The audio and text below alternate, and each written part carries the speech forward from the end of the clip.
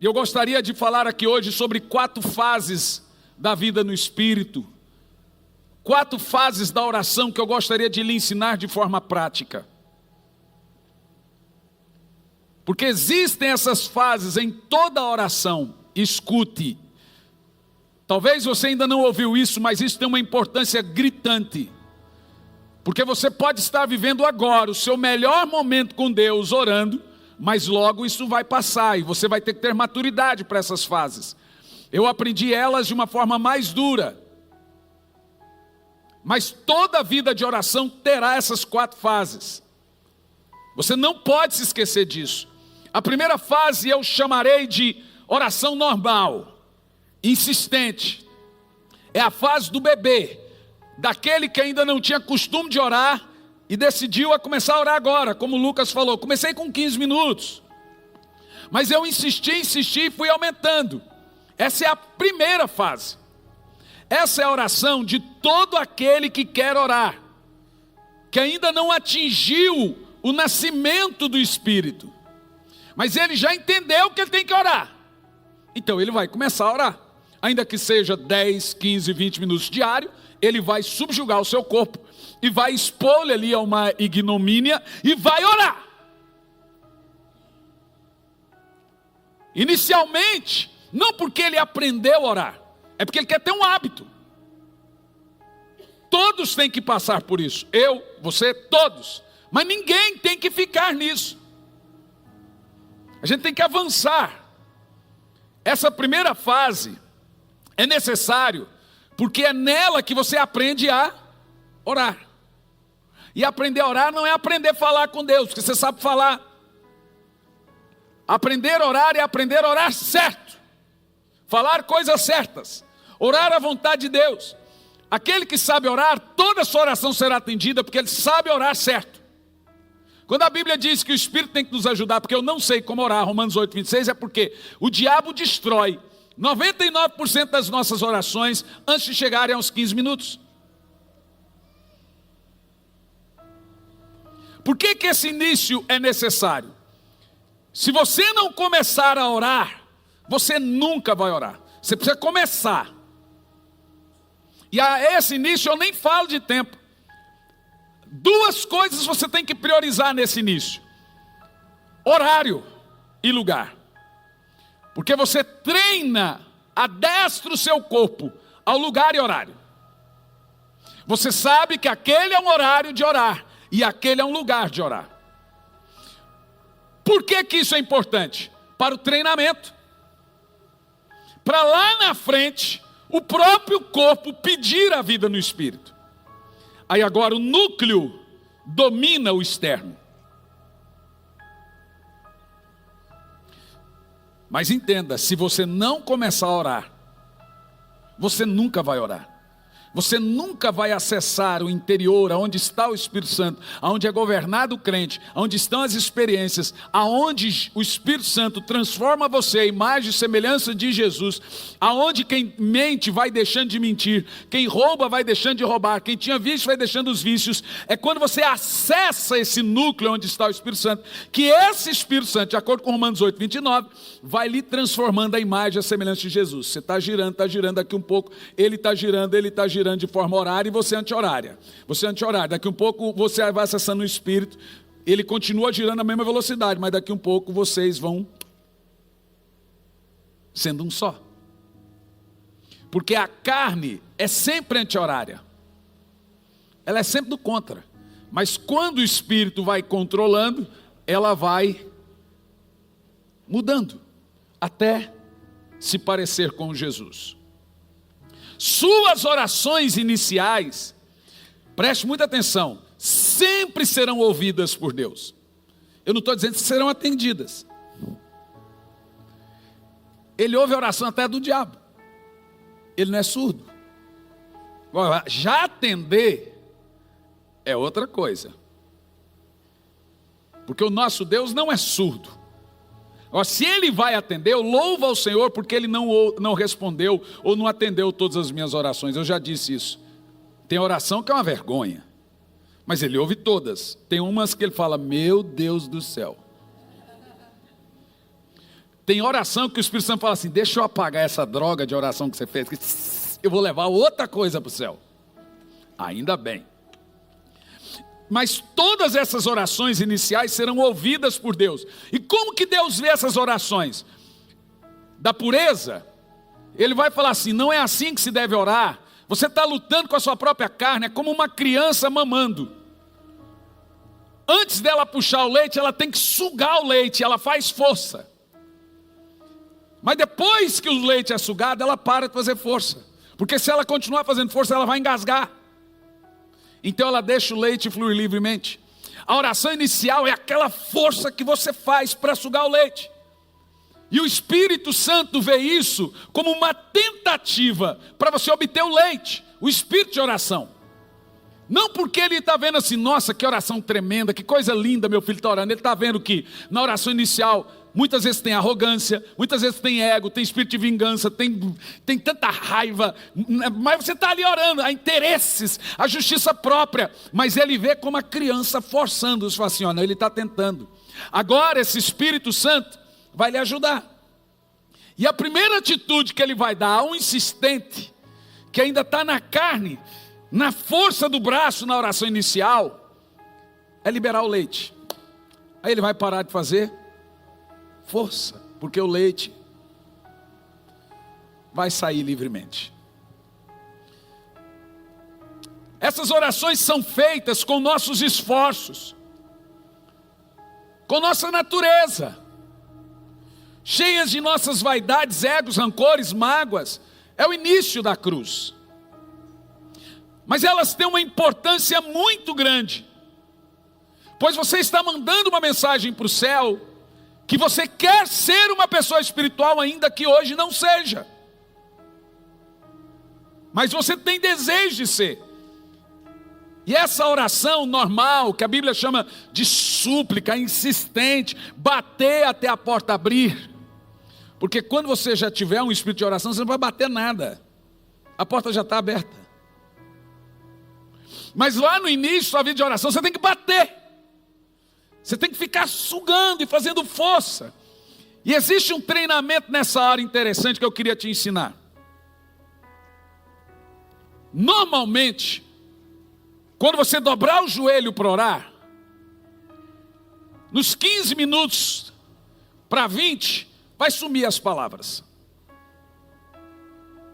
Porque você acha que já falou todas e não tem mais nada para falar. Por isso que a média de oração não passa disso. Mas vou te dar uma chave. Nos primeiros 35 a 40 minutos de uma oração diária, é só guerra. Ela ainda não subiu. A menos que você já está vindo de uma vida de oração permanente. A hora que você vier orar, ela já chega direto no trono. Ainda, por quê? Você já treinou a carne já foi humilhada. Então agora quando você vira um orador profissional,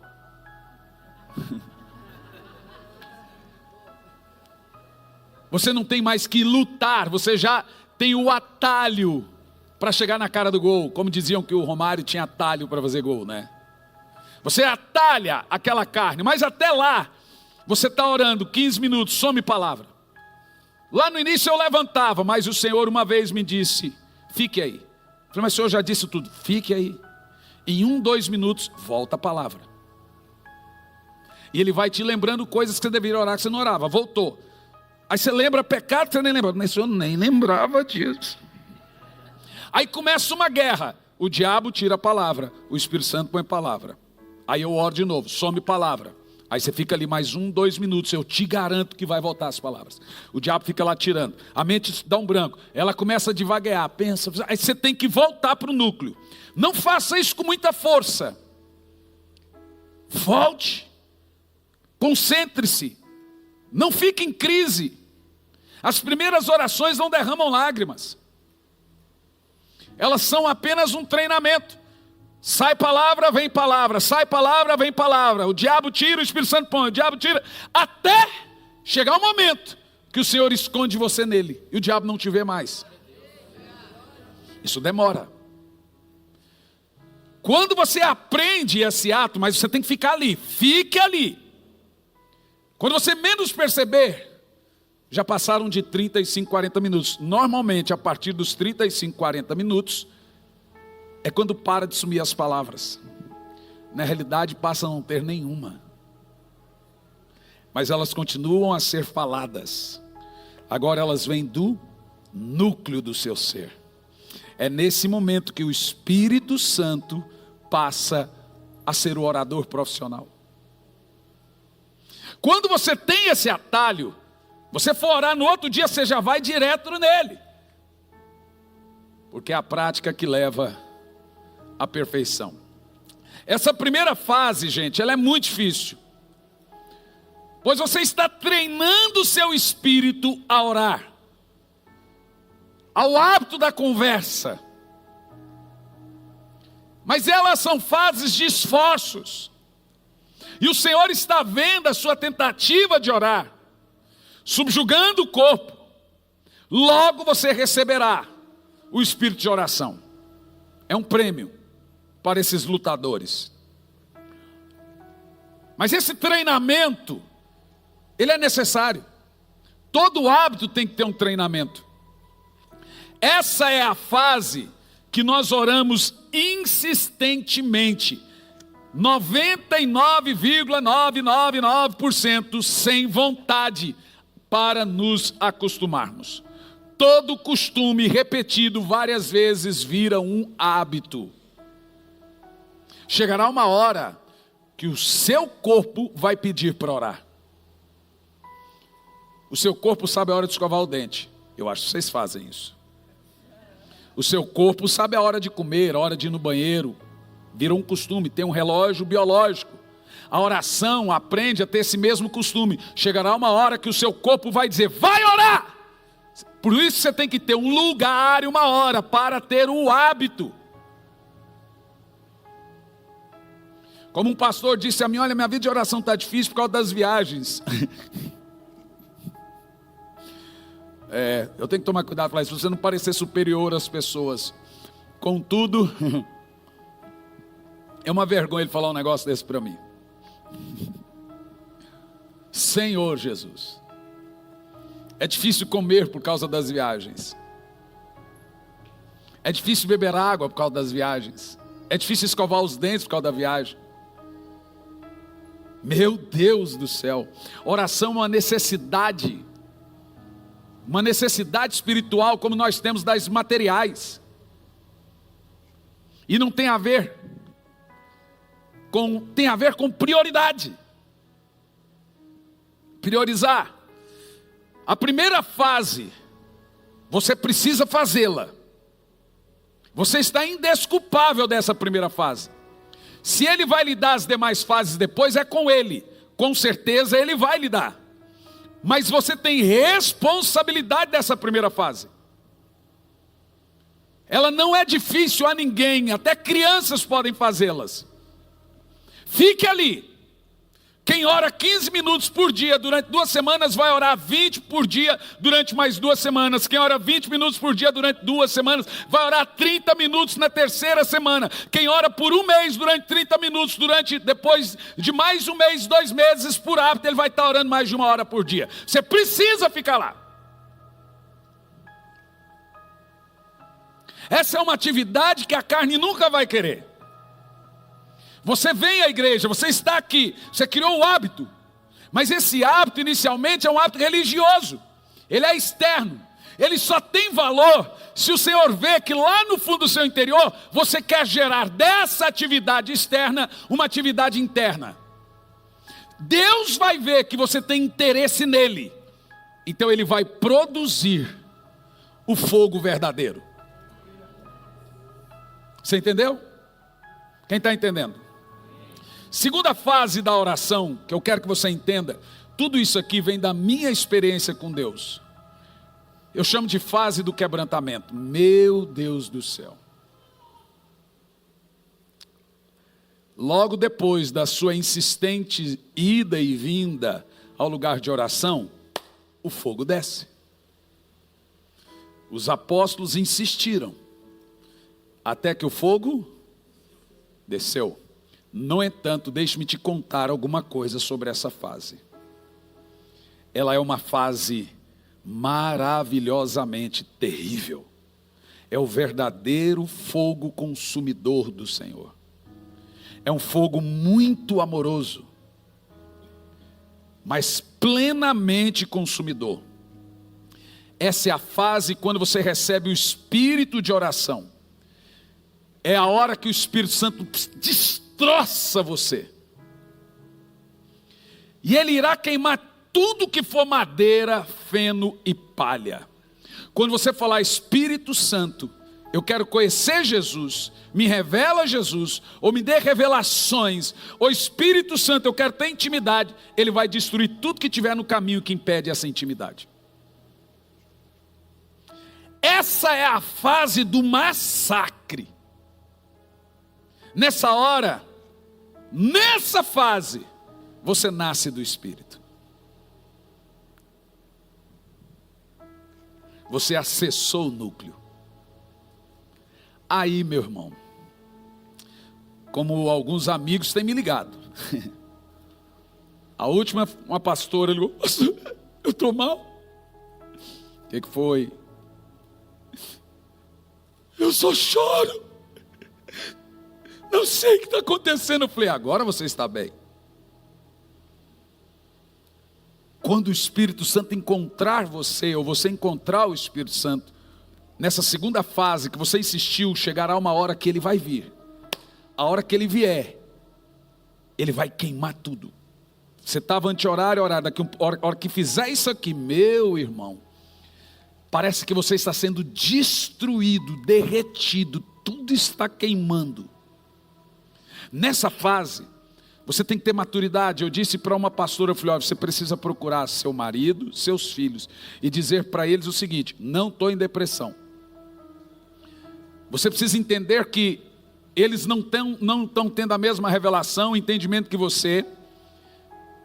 E eles precisam compreender que você está numa fase com o Espírito Santo. E essas suas lágrimas, você falou: pastor, eu vou lá, faço comida, eu quero voltar para o quarto de oração, eu não consigo assistir. Eu falei assim: pronto, você alcançou o centro da coisa.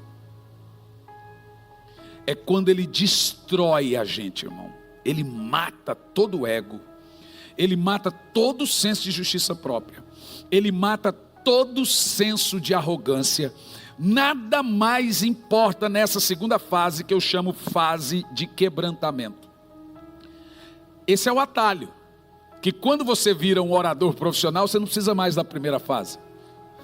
Então, a hora que você dobra o joelho, as lágrimas já começam a rolar, porque você se tornou alguém que aprendeu, recebeu um espírito de oração. Mas até lá você tem que começar. Agora preste atenção, que você não imaginava ouvir o que vai ouvir aqui. Nessa fase, todos aqui entendam, você se sentirá destruído. E por quê, gente? Eu chamo de fase do derretimento. Meu Deus. O que é oração? Oração é queimar. É nessa oração, escute isso, que acontece agora. Por que você está chorando e está derretido?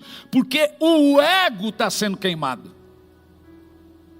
Eu chamo essa oração a verdadeira, a oração que fez você nascer do Espírito, de queima do ego. O que é ego, gente? Ego é a totalidade da nossa natureza terrena caída. O ego é o centro de toda a carne. Então ele tem muitos títulos. É toda a futilidade. É toda a totalidade da natureza caída. Toda a totalidade, nele está meus sentimentos, justiça própria, orgulho, vaidade, ciúmes, razões, direitos legítimos. Mas o servo de Deus nem se defender, ele se defende. Tudo isso nós chamamos simplificadamente de ego.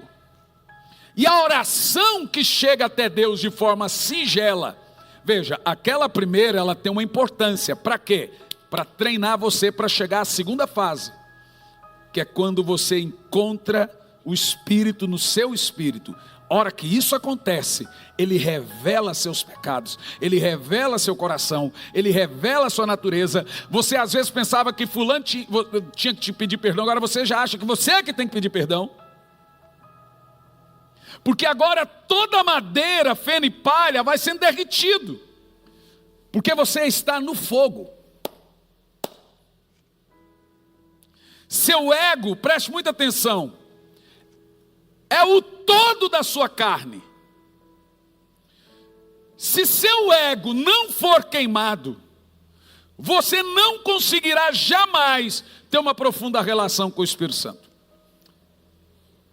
Então Deus lhe quebranta, para que Ele mesmo lhe ouça. E por quê? Para que você não desista. E por quê? Porque Ele só vai viver em você quando você deixar de viver para você. Então Deus precisa lhe quebrantar para você ouvi-lo. Sabe por quê? Porque o nosso ego é barulhento. Olha o tanto de futilidades, tanto de justiça própria, tanto de mágoa, tanto de amargura, tanto de vaidade, é tanto grito, tanto barulho, tanto... Você imagina, o que você pensa Deus ouve, Senhor amado. O nosso ego grita, parece um porco que não quer morrer. Mas quando eu entro nessa fase, eu mato o ego. Na realidade, oração é queimá-lo. Oração, gente, é derretimento. Meu Jesus. Se o seu ego não for queimado, você não conseguirá ter uma profunda relação com o Espírito Santo. Então Deus lhe quebranta, para que Ele mesmo lhe ouça. Para que, preste atenção, você desista do ego. Você abandone o ego.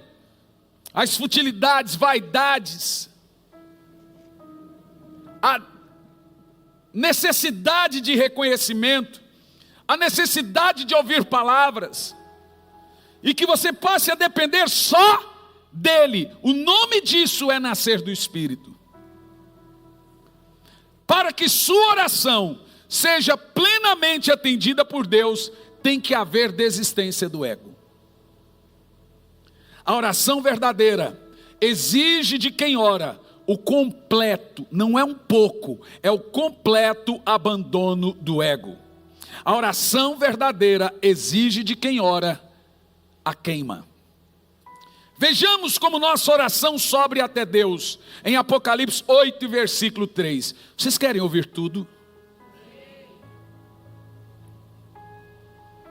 Aproximou-se um outro anjo e se colocou em pé junto ao altar, portando um incensário de ouro. Oh, aleluia! A ele foi entregue grande quantidade de incenso para oferecer com as orações de todos os santos sobre o altar de ouro. Meu Deus, gente, preste atenção. Notem que João fala aqui da oração como um incenso, cuja fumaça sobe diante de Deus e é recebido por Ele.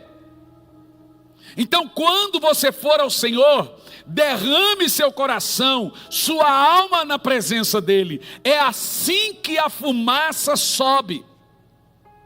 O incenso é nossa oração, a fumaça é o ego, é a alma, é o derretimento do coração. A fumaça, no caso a alma, só sobe se o incenso for derretido. Então a oração é o total, completo derretimento do ego, é o derretimento do coração, o derretimento da alma perante Deus. Romanos 12, versículo 1 fala que esse é o único culto que Deus aceita de fato, é uma atividade interna, pura. Romanos 12, versículo 1. Portanto, caros irmãos, rogo-vos pelas misericórdias de Deus, que apresentei o vosso, queime o seu corpo vivo. Queime, santo e agradável a Deus, que é o vosso culto lógico. Orar é derreter a alma, E quando a alma é derretida, o ego é queimado, essa fumaça que é o sacrifício. Como João disse, o incenso queima-nos, a oração é o incenso.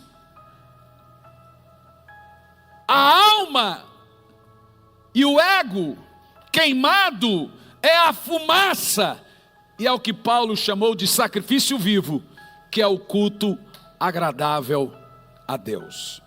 Com isso eu estou dizendo que você precisa derreter-se em oração. O quebrantamento se faz necessário. Sem quebrantamento, toda oração é farisaica, e o Senhor chama de oração arrogante, egoísta. Como a alma sobe a Deus? É só quando a alma é derretida que ela sobe a Deus. Oração é quando sua alma é completamente derramada e queimada diante do Senhor. Ana disse em 1 Samuel 1:15, quando disse: eu estava derramando a minha alma perante o Senhor. 1 Samuel 1:15. Ana está dizendo: eu estava queimando incenso, derretendo, completamente derretida. Essas palavras: oh Senhor, pelo contrário, sou uma mulher tomada de amargura. Não bebi vinho, qualquer bebida. Por que isso aqui? Porque o sacerdote não via palavras, só via a boca movendo e lágrimas. Isso é derretimento. Não tem nenhuma arrogância nessa oração. Ela disse: eu estava derramando a minha alma perante o Senhor. Se faz necessário a segunda fase da oração, porque há um coração quebrantado e contrito, o Senhor não despreza. Mas também entenda que você precisa começar da primeira, até que Ele lhe dê o espírito da segunda. Quando Ele vem, Ele vai derreter. Você vai, meu Deus, o que está acontecendo? É a fase do quebrantamento. Que coisa gostosa essa fase, meu Deus, eu queria ficar só nela. Esse aqui, derramar, gente, é o incenso. É esse incenso que é uma entrega total do seu ego diante de Deus. Como João disse, é isso que é levado ao altar. E essa fumaça é quando você vai sacrificando o orgulho, vai sacrificando, você vai deixando a justiça própria, aquilo que é adâmico, eu tenho razão, ele que está errado, eu tenho razão de ter ferida, eu pastor, o marido, isso tudo é ego. Só tem briga quando tem ego, gente. Toda briga vem do ego, um dos dois ou os dois.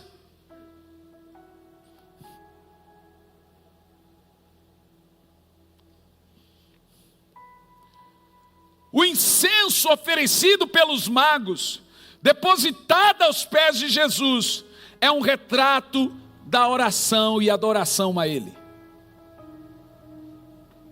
Por isso que a nossa corrida de oração tem 6 fases. Uma delas é a queima do ego.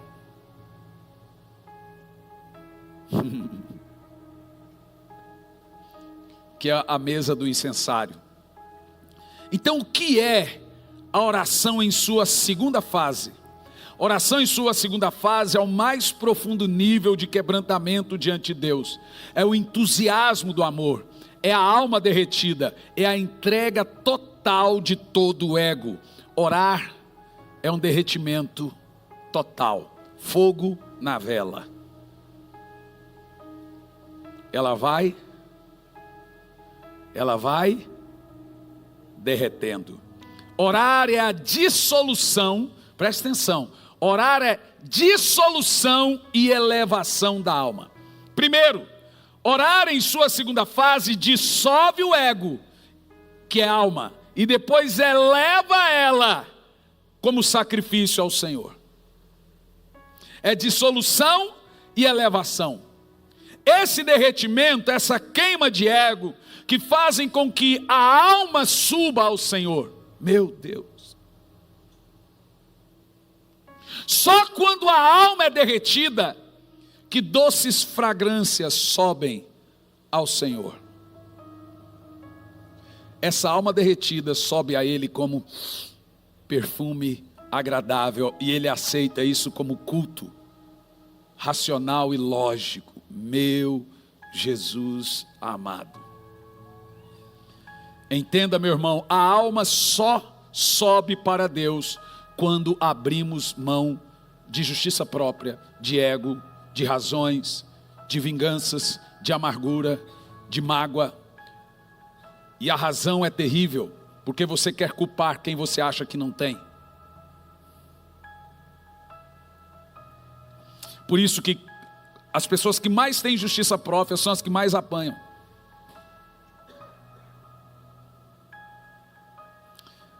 Na oração, em sua segunda fase, acontecem algumas coisas. Primeiro, nos vemos mais errados do que pensamos.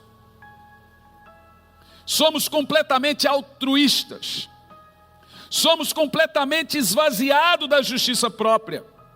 Somos completamente quebrantados. Agimos com base na obra do Espírito em nossa vida. Nosso padrão moral agora não sou eu, ou pai, ou mãe. Meu padrão moral é Jesus. E diante de Jesus, eu sou nada. Porque agora, como eu encontrei lá no núcleo do meu ser, o Espírito, Ele me mostra Jesus e fala, Ele é só seu padrão. É nessa hora que você fala, que lixo que eu sou. Mas você antes se comparava com sua esposa, então você se sentia melhor, porque você faz coisas melhores que ela, ou o marido se sente melhor, porque essas coisas você acerta, ele erra. Ou você, então, veja, mas quando você se compara a Jesus, você vai sempre estar prostrado, falando, meu Deus, eu não mereço, eu não mereço, eu não mereço, eu não mereço, eu não mereço, eu não mereço, eu não mereço. Mas quem lhe mostra Jesus, quem lhe revela Jesus, é o Espírito Santo. Não tem um dia na minha oração que eu não começo falando, Senhor, me revela Jesus. Quando Ele me mostra Jesus, é quando acontece o derretimento. Você fala, como o Senhor pode usar um jumento? Eu sou um jumento, mas só aquele que Jesus montou, viu? Só esse que eu quero ser. É isso que Jesus disse, nascer do Espírito. Nesse momento, a carne não tem mais poder em nossa vida. Eu estou dizendo, nenhum poder.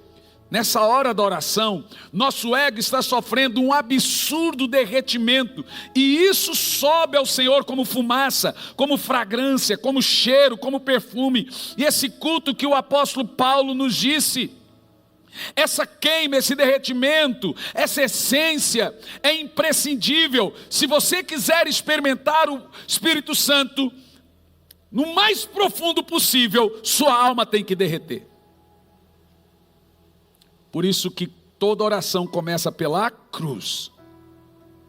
É somente pela total aniquilação, derretimento de ego, que você pode, de fato, prestar a verdadeira adoração a Deus. Sua alma tem que subir como sacrifício ao Senhor, essa é a fumaça. O Senhor só pode, de fato, ser honrado pelos humildes. É no seu morrer que Ele vive em você. Essa é a verdadeira oração e adoração. Queima do ego, aniquilação do ego, é adorar de fato, em espírito e em verdade. Toda adoração, para ser adoração, precisa estar no espírito. E para estar no espírito, a alma, o ego, a carne precisam ser aniquilados, senão você não estará no espírito.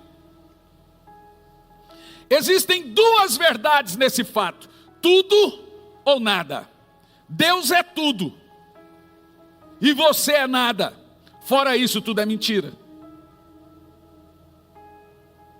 Orar é reconhecer que Deus é tudo e você não é nada. Quem não tem esse reconhecimento ainda não está orando.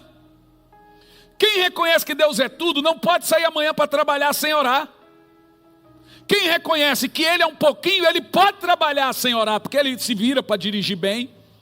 Ele está vivendo do acaso, mas quem reconhece que ele não é nada, ele precisa orar todo dia, depender de Deus todo dia, contar com a intervenção de Deus todo dia. Então ele reconhece que Deus é tudo e ele é nada. O nome disso é aniquilação do ego. Orar é dizer que Deus é Deus e você não é Deus. Orar é dizer, eu não sou Deus e creio que o Senhor é Deus. O Senhor é tudo e eu não sou nada. É isso que nós chamamos de possuir Deus. Preste atenção. Existem duas verdades que eu quero que você entenda. A primeira, Deus me possui. A segunda, eu possuo Deus. Como assim possuir Deus? Quando o Senhor se torna plenamente Senhor da sua vida, Ele é tudo em você e tudo que você precisa. É esse o reino dele na sua vida. É quando ele te possui. É quando ele lhe governa, de dentro para fora. Mas em segundo lugar, nesse caso, ele possui você. Mas em segundo lugar, é quando você possui Deus. Agora, após ele ter me governado, ter sido controlado pelo Senhor, aniquilar o ego, você também o possui. É quando possuímos Deus. Quando é que eu possuo Deus? Quando eu também possuo o reino dele. E nesse reino há paz e alegria no Espírito. O que o Lucas falou? Passamos a ter paz, unidade em casa. Nesse momento é quando você também possui Deus. Jesus disse, as palavras mais duras do Senhor naquele dia serão, afastem-se, eu não vos conheço. Não sei quem é você e você não sabe quem sou eu. Você não possui Deus e Ele não possui você. O agir de Deus em você nessa fase está, escute bem, absorvendo completamente seu ego, queimando sua carne, e isso nós chamamos de sacrifício a Ele. Terceira fase, doída. Vocês querem ouvir mesmo isso? São 4. A primeira é a oração comum. É a arrancada. É aprender a orar. A segunda é quando vem um espírito de oração. Você pensa que está, meu Deus, aquilo vai queimando, é uma sensação que está arrebentando você por dentro. Mas a terceira é triste, gente. Eu estou lhe dizendo ela. Mas ninguém me disse ela. Eu aprendi as duras penas. A terceira fase de toda oração. Se você está na segunda fase do quebrantamento, já tenha isso, anote como escola. Aridez. É a fase mais dolorida de todas que eu aprendi, as duras penas. Agora imagine você. Você está vindo de um tempo absurdo de quebrantamento perante o Senhor. Não tem um dia só que você não se levanta da oração em frangalho. Você fica tantas horas ali, que quando você levanta chega dói, porque o corpo ficou na mesma posição e dói. E aquilo é tão gostoso que você quer voltar, que ele está ali, você sente a presença dele, flui. Que delícia que é! Chorar diante dele, ficar ali horas, e depois você fala, uau, fiquei tantas horas, e você começa a se sentir, Senhor, eu já estou conseguindo orar tanto tempo, que maravilha. Você está vindo dessa fase, você está aos trapos, em frangalhos, seu ego está subindo todo dia, como fragrância ao Senhor, suas lágrimas rolam facilmente, isso traz um prazer absurdo. Você está sendo tocado pelo amor dele, todo dia, muitas vezes ao dia. Você vai na presença dele em oração, mas de repente, do nada tudo para. Inexplicavelmente. Você não pecou, você não feriu, mas as lágrimas param, secam. Você agora vai orar, não sente. Isso se chama aridez. Agora você quer ouvir, né? Pois agora eu só vou continuar a quarta.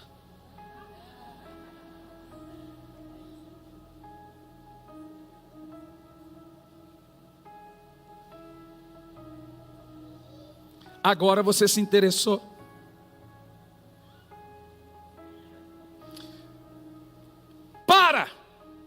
Você estava indo bem, mas de repente seca os olhos. Você ora e não sente mais Ele. Parece que Ele não está lá. Do nada, de um dia para o outro. Ontem era um quebrantamento, agora vira. Você vai orar. Nossa, hoje não fluiu. Está seco. Aí você já começa lá. O que eu fiz, Senhor? Te magoei? Aonde eu errei? Você não errou em lugar nenhum. Você não magoou. Você não pecou. Mas a aridez veio. Agora, por quê? Você vai até Ele e parece que Ele não vem mais a você. Parece que você está seco, agora as lágrimas não rolam mais. E você diz, eu não senti a presença dEle, não está fluindo. E o próprio Espírito Santo, gente, escute bem, é o próprio Espírito Santo que nos leva ao deserto. E em todas as áreas da nossa vida terá um deserto. No casamento, nas finanças, em tudo, inclusive na sua vida de oração. Oração é uma vida, é uma cultura. Então sempre ela terá que passar pelo deserto, porque deserto é lugar de dependência e treinamento. Sem Ele, você se acostuma com o mar se abrindo, você se acostuma com aquela presença maravilhosa, e se você se acostumar com isso e deixar de buscar, você vira um bruxo e feiticeiro, porque quem se acostuma com a presença, mas mantém orgulho nela, é Lúcifer. Então a aridez é para você não se tornar um demônio, que tem experiências com Deus, que agora rolam lágrimas, conhece o Senhor, e agora com essas experiências, você ainda põe ego em cima. Aí você vira um Satanás. Então a aridez faz você pensar e ver que mesmo diante de tanta unção, de tanta presença, de tanta revelação, você tem que voltar a entender que você é um jumentinho.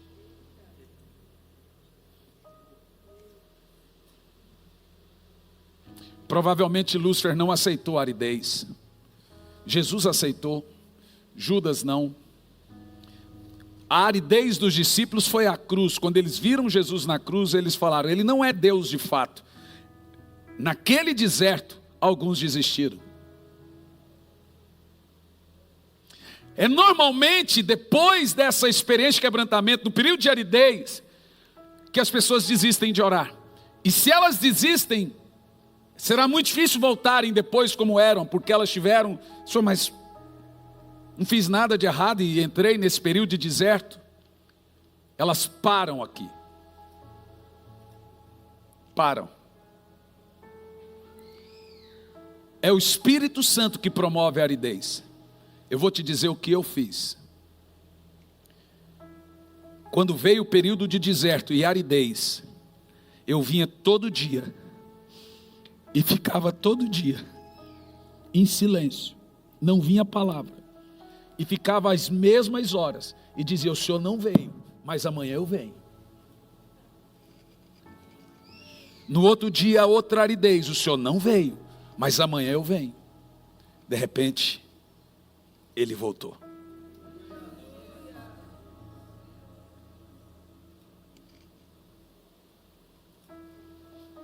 Você precisa treinar o seu espírito a não viver por emoção,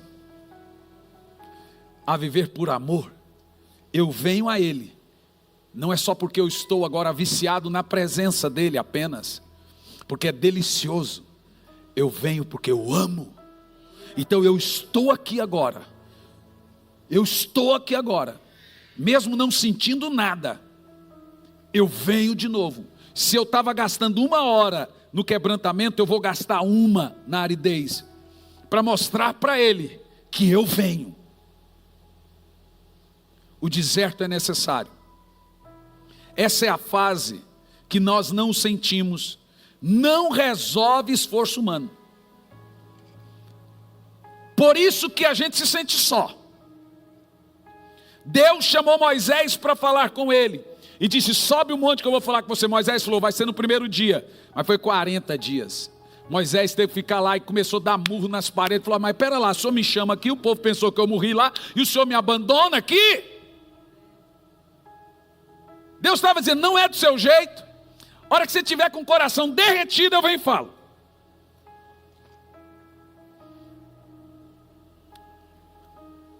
Tudo isso aqui eu aprendi na prática.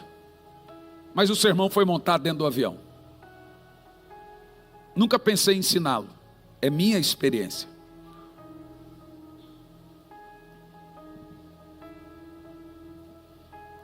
Eu levei um dia para entender alguma coisa de Deus. Cheguei 3:30 da manhã no aeroporto em Londres. O meu voo sairia às 11 da manhã da Itália. Preguei numa convenção das Assembleias de Deus na Itália. Fui até Londres para pregar em 2 igrejas. E depois teria que voltar a viagem de origem para pegar o voo para o Brasil.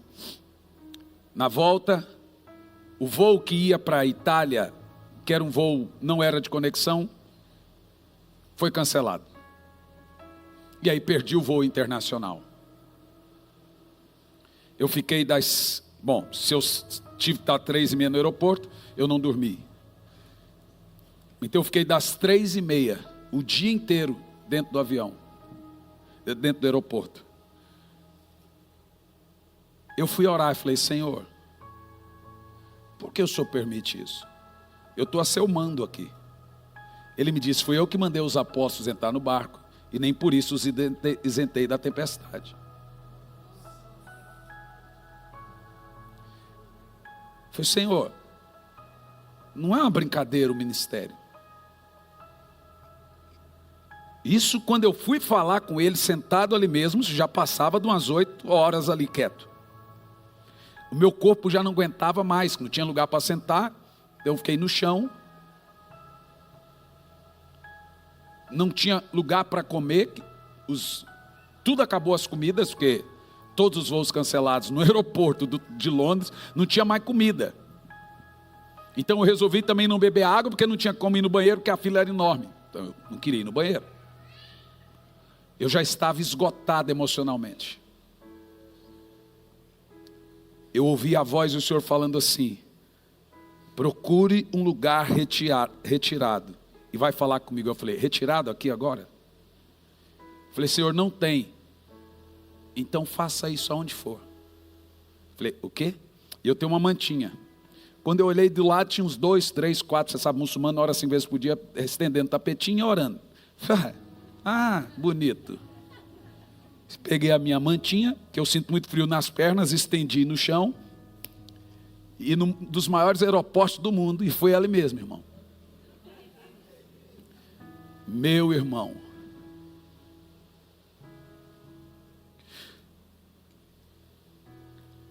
foi uma das experiências mais poderosas que eu tive em toda a minha vida. A primeira coisa que eu ouvi dele foi: por que você veio tão arrogante diante de mim?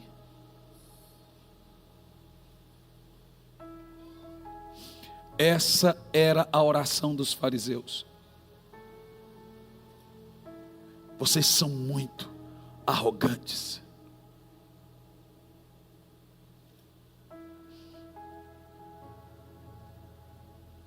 Justiça própria comigo? Eu conheço o seu coração e você não conhece. Ele disse: eu provoquei tudo isso. Falei: por quê? Para derreter seu ego, porque eu tinha que falar com você.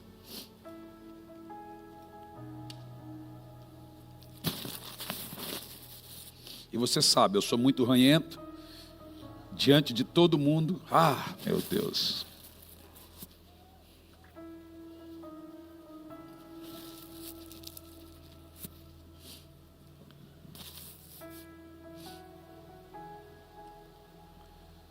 Se o seu coração tiver ego, ele não vai ouvir minha voz. Infelizmente eu não queria fazer isso. Mas porque Paulo diz, quanto a mim, já estou posto por libação diante do Senhor, e o Senhor me coloca todos os sofrimentos, descarrega em meu corpo as marcas de Cristo. Presta atenção nesse texto. Apesar das marcas serem visíveis, os açoites, os naufrágios, ele não focou as marcas, ele não falou dela, ele focou Cristo. Ele nunca falou quais foram as marcas. Ele sempre focou Cristo.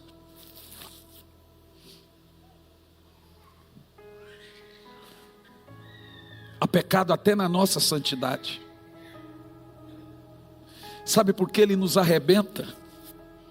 Porque a hora que nossa alma é derretida, é a hora que ela sobe. Não precisava ser assim, mas infelizmente somos muito arrogantes, cheios de egos.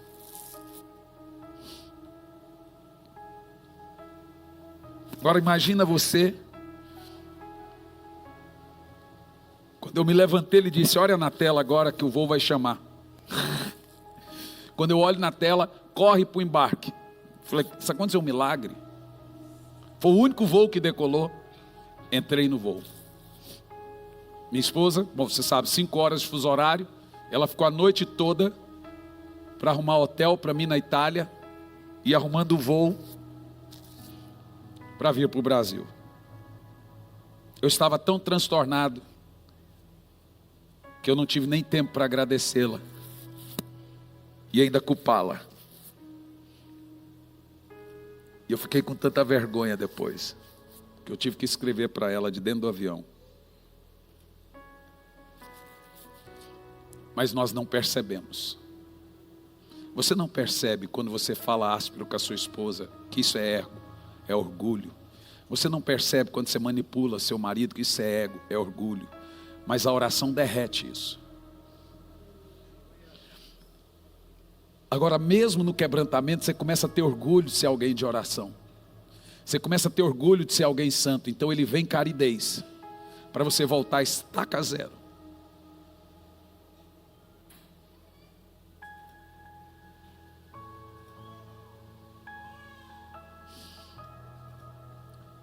Quando as multidões começaram a gritar, Messias, porque ele multiplicou peixes e pães, rei, rei, rei, o que Jesus fez? Foi orar. Por que todos os homens caem quando estão bem ou quando estão famosos? Quando Jesus ficou famoso, ele não postou no Instagram.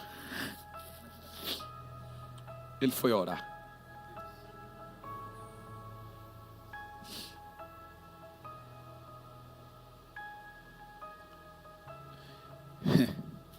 Então minha esposa disse, meu amor, que orgulho que eu tenho de você, ser tão trabalhador. Eu falei, não é o trabalho que me consome. Eu estou sendo posto como incenso queimado diante dele. É a missão que me consome.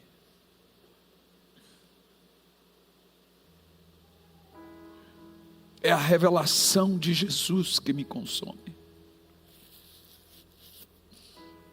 É chegar numa igreja e ver crianças, jovens. Eu tive que mandar um vídeo para minha esposa ali na imigração da Itália dos Estados da Inglaterra para a Itália. Gente, acho que as 1000 pessoas. Que absurdo. As crianças começaram a vir perto de mim e deixou as mães e os pais lá. Eu filmei e mandei para ela para falar, que a gente fala, ninguém conta. Olha isso aqui. Essa menina tem 2 anos. A mãe dela está lá na frente. Abandonou os pais e mãe está aqui nos meus pés. Fazendo o quê? E ria. E começou a cantar para mim e dançar. O Senhor falou assim, eu nunca levei um tapa por amor a Ele. Mas eu não teria nenhum problema em levar. Agora você entende porque os homens têm orgulho e chega a um certo ponto na vida deles que eles passam a ter orgulho, se tornarem mártires por Cristo. Porque não há mais nenhum traço de ego neles. Paulo disse, antes dele morrer, ele disse aos filipenses, quanto a mim, estou sendo colocado como libação, como sacrifício. Ele disse, está prestes à minha morte. E ela vai servir de testemunho. Aquele homem estava completamente esvaziado de si. A aridez nos faz necessário. Por que temos que ter aridez na oração? Você vai passar por isso. Posso até perguntar, tem alguém que já passou por isso? Ou está passando?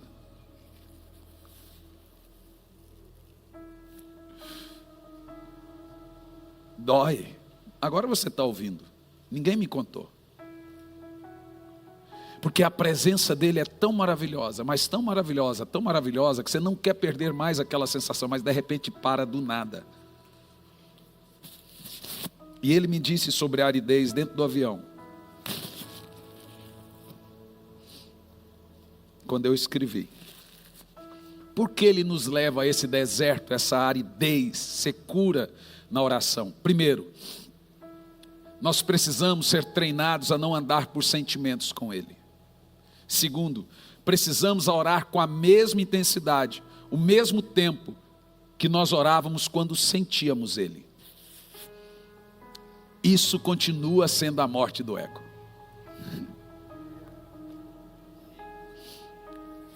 Porque agora eu tenho orgulho de ter a presença. Uau! Então ele fala, vem cá, deixa eu queimar mais um pouco. Em quarto, precisamos aprender a passar para a próxima fase, que vem, é a última, depois da aridez. Eu vou só começar e vou continuar na quarta.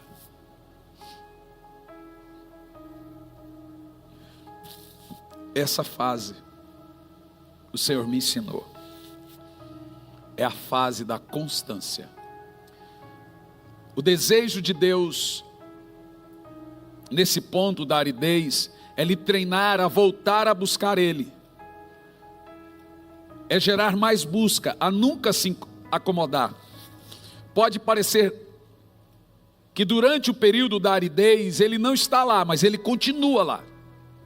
Só parece, é diferente de quando você não orava. Ele está lá ainda. Quando você permanece fiel no período da aridez, que ele ainda está lá, você pensa que não, mas você precisa insistir. E você terá sempre essa aridez de tempos em tempos na sua oração. E o que você tem que fazer? Responda. Continuar, permanecer, não desistir. Mesmo sem palavra, fique ali. Mesmo sem lágrima, fique ali. Mesmo sem senti-lo, fique ali. E aí, ele treinou você a chegar à última fase na oração. É quando você realmente será chamado por ele de um homem e uma mulher de oração. Que título! Qual é a fase? Constância. Constância é diferente de acomodado. Uma pessoa acomodada é uma pessoa preguiçosa. Imagine um avião que decola e quando ele entra em fase de cruzeiro, ele entra numa constância. O acomodado nunca decola. Constância, quem atinge uma velocidade e mantém. É o piloto automático. Tal. A vida de oração precisa ser constante. Todas essas 4 fases, a hora que você chegar na quarta, você tem os atalhos da oração, você vai ter sempre a presença dele. O dia que não sentir, você sabe, você vai estar ali. Virou uma constância. Você entendeu isso? Mas essa parte, eu vou falar na quarta sobre como ser constante no Espírito Santo. Sobre como permanecer. Você vai ver, vai ser histórico. Como hoje foi. Fique em pé. Olá, meus queridos, aqui quem fala é Hernandes Santos, sou pastor, sou professor no Instituto Sabedoria e Graça e é disso que venho falar de você agora. Tem muita gente que tem muita vontade de fazer teologia, de concluir um curso em bacharelado.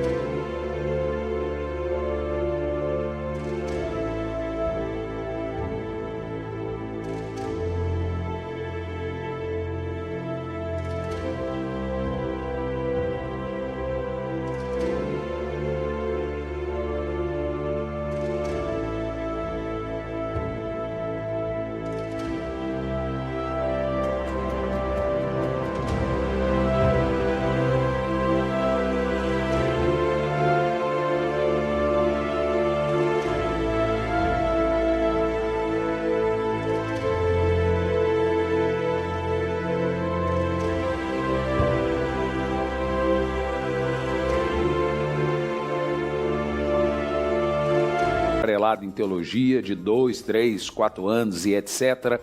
Mas é muito difícil, ainda mais se tratando que você tem que ir lá no curso, disponibilidade de horário e vem as questões de valores. Eu fiz um levantamento por alto dos valores mensais de um curso livre de teologia. Fica na média aí de 500, 600, 700, 800 reais por mês que você paga durante todo o curso. O que nós fizemos? Disponibilizamos uma maneira de você fazer um curso.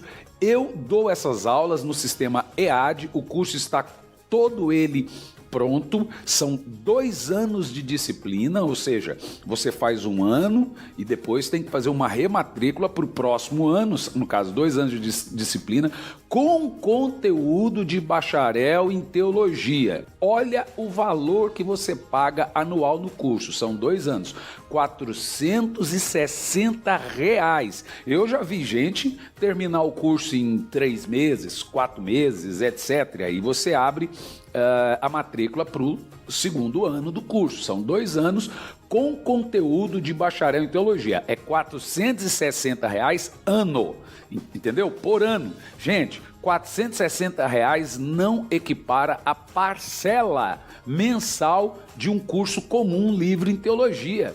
Um curso comum livre em teologia, a média é de 500 para mais por mês. Então você vai fazer R$460 o curso e eu estou dando a aula para você com conteúdo de bacharel em teologia com o sistema EAD. O que é sistema EAD? A gente tira tudo aquilo que é pormenores e vai direto ao ponto. Então tem aula de 1 hora, tem aula de meia hora, tem aula de 15 minutos, tem aula de 20.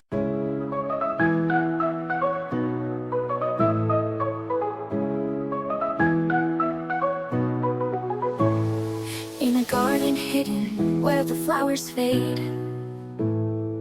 memories lie still in the silent glade.